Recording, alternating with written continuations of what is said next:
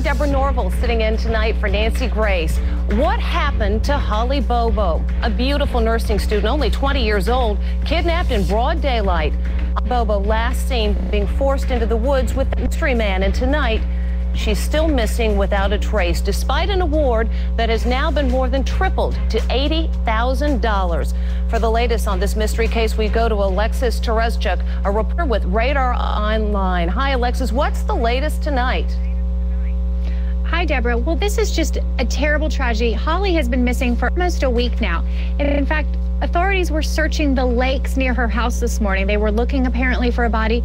They've closed off 5 roads around her house. She lives in a pretty rural area, so this is a huge area, and they are stopping everybody who's going in and out of the area. They're trying to find somebody with a local connection who maybe doesn't realize that they saw something, and they're just hoping. They've had almost 300 tips to their tip line, and they're following up on every single one of them, but people are desperate for Holly to come back. Did they find anything today? Because today they were looking in the water, and that's been a new addition to the search. That is a new addition. They have not found anything yet.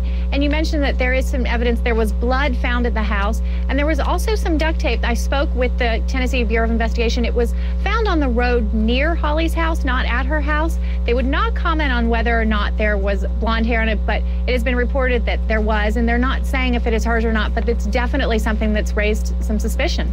Also covering the case is Joe Gomez. He's a reporter with KTRH Radio. Local law enforcement, Joe, has been joined by the Tennessee Bureau of Investigation, by the Federal Bureau of Investigation, and we're told that they are trying to draw up a profile. What can you tell us about the sort of individual who was seen leading Holly away from her home? Right, Deborah. Well, we know that this man must have some profound knowledge of the wooded area surrounding Holly's home. We understand this man was dressed in a camouflage outfit as he was leading Holly into the woods. That implies he may be a hunter or at least some sort of naturalist that has a lot of knowledge about the wooded area. Now, we've only found a lunchbox belonging to Holly with blood stains on it. That was 8 miles away from the house near a creek. That was the only trace of Holly. So this man must be very meticulous, must be very good at what he does in terms of, navigating his way through the woodlands and being able to cover his tracks. Right now, investigators say that this guy must be in the area. They almost are confident that this man has to at least live in the area or must be very familiar with Holly's whereabouts and her family. The only thing we have to go on right now in this case is the sighting of Holly being led away and this blood evidence. With us now is Dr. Panchali Dar, who is a doctor of internal medicine and an expert on forensics. Dr. Dar, what can you tell us about the blood? First of all, the blood that was found in the garage of Holly's home. Yeah, it's frightening to hear that there's blood. You know what that means? That she's wounded. There's an open wound. So if she's in the woods, well, wait a minute. Does it necessarily mean that, Dr. Dar? That could be the blood of the perpetrator. Possibility. If there was a fight involved, it could be mixed with her blood. If it turns out to be her blood, she's in bigger trouble than we expect. An open wound in the woods, that wound is infected. That could be festering. She could become septic. She may need medical attention, antibiotics. She could go into septic shock if that's not attended to. So she could be debilitated from that. He doesn't even have to try to kill her. She could just become weak and die from that. One of the things about that blood, we need to know to whom that blood belongs. And at this point, the blood evidence was found the day she disappeared on Wednesday morning. We've still heard nothing from the investigators about this. By this point, Dr. Dar, they know whose blood that was. If it was Holly's blood, they've been able to confirm that by now. Have they not? Well, if they could just do blood typing, if it matches her blood type, but then again, it could be the same type as the maniac that abducted her. What they really need to do is DNA.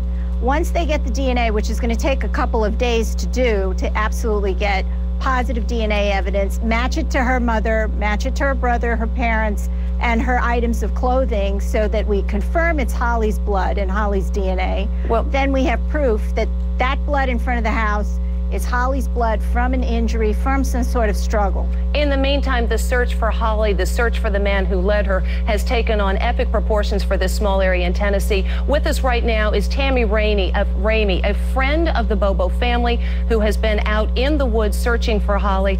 Tammy, thank you so much for being with us. And first of all, tell us what you were looking for. When you were given instructions, what did they say to keep an eye open for?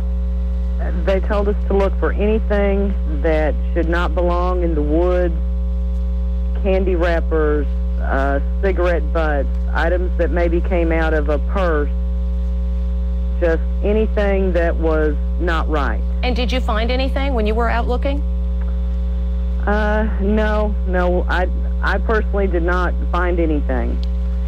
I know some others have, but, whether the things were connected, we have no idea. What did other searchers tell you that they found? Oh, well, they had, people had picked up, candy wrappers and things like that. So, but this is a big hunting area, and, they'll just have to analyze all that sort of stuff, anything that was found. I know you're friends of the Bobo family. How are you all connected? How do you know them? Well, Miss Karen was my daughter's school teacher, and our families have known each other for years. And they're one of the finer families in this county. I've never heard anyone ever speak a harm word of any of that family. They're just good people, and they don't deserve this. And because they are good people, and to a person everyone says the same thing, this is not a family that should have to be dealing with this kind of tragedy. What's your best guess as to what happened? I don't know. They've not given us anything. We've never had anything like this happen around us, and it is just, we're all just in shock, and I don't have a clue. I don't know. The authorities are not, they're not telling much, and we're hoping that they know more than what they're telling, because it's just all about trying to find her and get her home. There's been thousands of us out there, literally thousands, looking for her. The last person who saw Holly, of course, was her brother, Clint, who's 25 years old, and he has said to investigators, and it's been reported, that he didn't really think anything when he saw Holly walking off. He first thought it was her boyfriend, and it wasn't until he saw that blood in the family garage that he got concerned and called 911. What can you tell us about Clint? Because there's been a great deal of speculation about how the story, quote-unquote, changed, and it was probably just a miscommunication on the part of law enforcement relaying information to the media, and the media probably changed the word from drag to being led. What can you tell us about Clint? Clint Bobo is one of the finest boys that we have in this county, and proud to have him here, and there is in no way that he had anything to do with it, and if he'd ever thought his sister was in danger, he would have been right there. Earlier this evening, we talked with one of the Bobo's cousins. Her father and Holly's father are brothers, and she chose not to speak to us on camera, but she said of this idea that Holly would have been going into the woods with her boyfriend. He first thought that the boyfriend had gone hunting. It's turkey season down in Tennessee, and that he wanted to show her a bird that he'd killed, and that was his first impression, which might explain why, to many of us who wonder why you wouldn't have sounded the alarm then, that would explain why that is. Does that seem plausible to you, Miss Ramey? Yes, it does. This area, we're a huge hunting area, and most of the men in this county, they deer hunt, they turkey hunt, they squirrel hunt, they coon hunt, and a man in camouflage during hunting season is nothing unusual around here. I mean, you don't pay any attention to it. Absolutely. And, we're a huge hunting community, so it didn't seem odd to him. Ms. Ramey, I'm going to ask you to stand by. I'm going to ask Alex Sanchez, who is a criminal defense attorney, to step into our conversation. Mr. Sanchez, you've handled the defense of people in all kinds of difficult murder investigations. We don't know what this case is going to end up to be, but what is your best guess onto what has happened to Holly? Well, I think the police have some serious questions, and I know the family doesn't want to hear this, but this business about the brother seeing her walk into the woods and not reporting it immediately, I'm troubled by that, and I'm sure the police are troubled by that. And until that is completely resolved, the police are going to ask more and more questions, at least amongst themselves, as to what happened.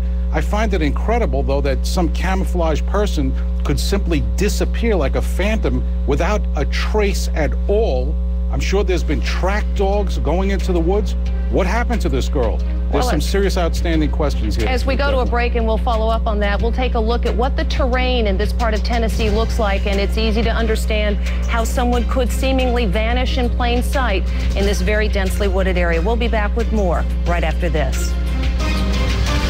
The search for Holly Bobo. It's a pretty wooded area right around her home. We're bound and determined to find Holly. Frantic searching have not turned up a single clue. It's our job to stay focused. We're going to run every lead to the very end. Keep us in your prayers, please.